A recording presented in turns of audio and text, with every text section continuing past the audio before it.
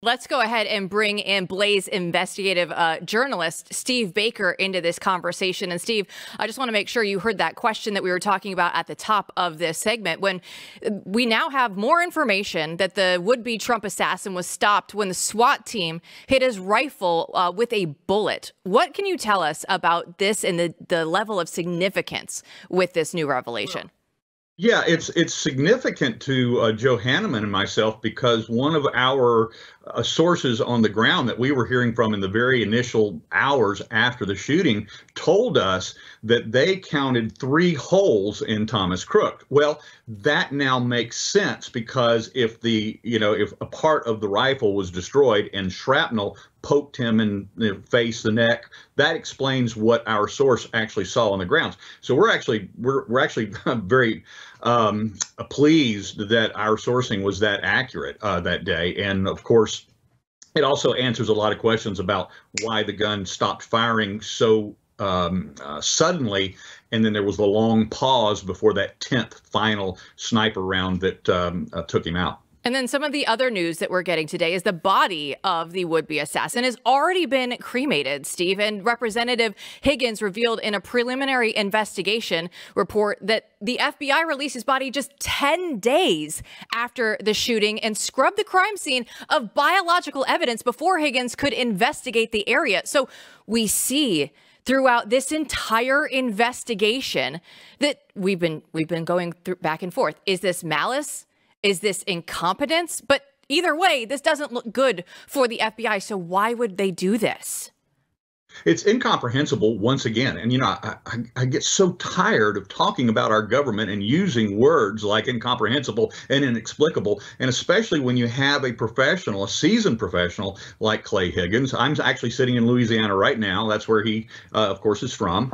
And he's a legendary sheriff. He knows how to handle investigative scenes, processes, murders, obviously, homicides of all types. And he is very clear that this should never have been done. That body should have never been turned over before multiple agencies had the opportunity to examine, do autopsies, make visual and other types of examinations on the body of Thomas Crooks for the purpose of knowing for sure what we are.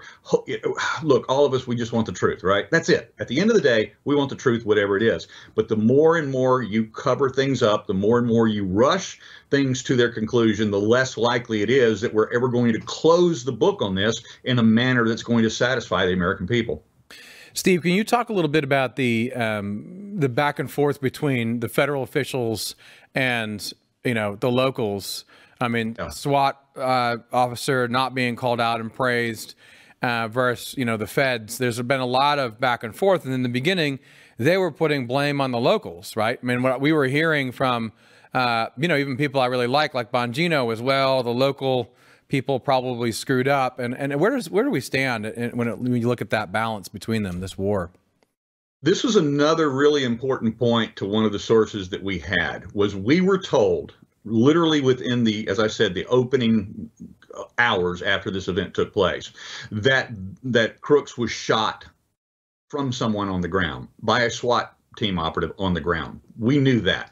I kept looking and listening for an 11th shot that would explain the 3rd hole, but now we know with the gun exploding. But this is, to getting to your question, is that with the breakdown between all of the agencies, they're going to point fingers. And somebody, humorously said that the United States Secret Service motto now was CYA. Well, that's exactly what's happening here. They are in a definitive mode of covering their malfeasance, covering their incompetence that day, covering their multiple layers of failures. And the easiest thing for them to do is to blame the lowly sheriff's office. But, look, you and I all know that we believe that our sheriffs, for the most part, are our last line of defense here in this country, that they're going to protect us when the federal government finally fails us, ultimately and totally. And so there's a lot of competency in those SWAT, especially the SWAT teams, especially the counter assault teams at these local agencies. Some people say, oh, it's just a small town SWAT team. They don't know what they're doing. No, they have recruited people from our special forces that have had years of very, very high level of training overseas, combat training. These guys know how to move towards the fire, and that's what this particular individual did. And he should be named, he should be called out as a hero because he ran towards the gunfire.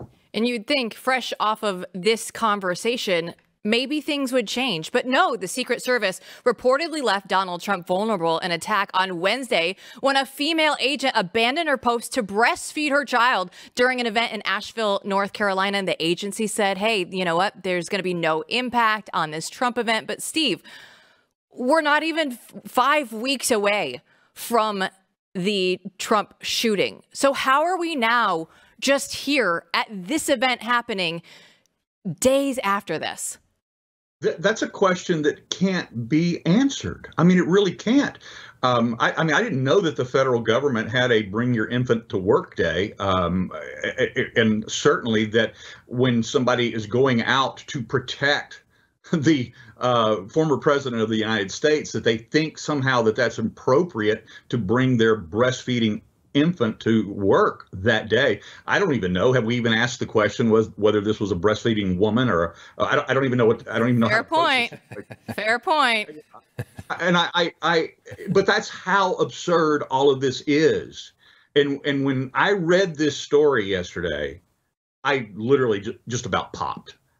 With all of the time that I've spent in the last 5 weeks on this assassination attempt and looking at all of the nitty-gritty details and the filings and the reports and talking to the sources, and then we find out that somebody literally was so incompetent that they brought their child and were breastfeeding, and then also brought in 2 of their family members who had not been cleared by the Secret Service to be there. That's, again, I said it earlier, it's inexplicable. It's incomprehensible. I can't get away from those words. I know, it's over and over again. Steve, real quick, last question for you. I want to know what you think the number 1 or 2 next steps in investigating the assassination attempt are. Like, where are the loose threads right now? I think that the loosest thread and the one that we really want to find out about is we need to learn more about Crooks' prior activities and his prior associations. Now the day in and of itself is coming together because good reports like this coming from Clay Higgins, that helps tie up a lot of loose ends, helps confirm a lot of what we know, and that way we can release that that path and we can go in a new direction and pull a new thread. And so I think at this point that's where we're going to have to start looking, is in doing some geolocation on telephones, associations, things of that nature, and finding out who he was associating with over the 8, 10, 12 months before this event. I know that you and Joe will continue to do all of the work that is necessary on this. Thanks for the update, Steve.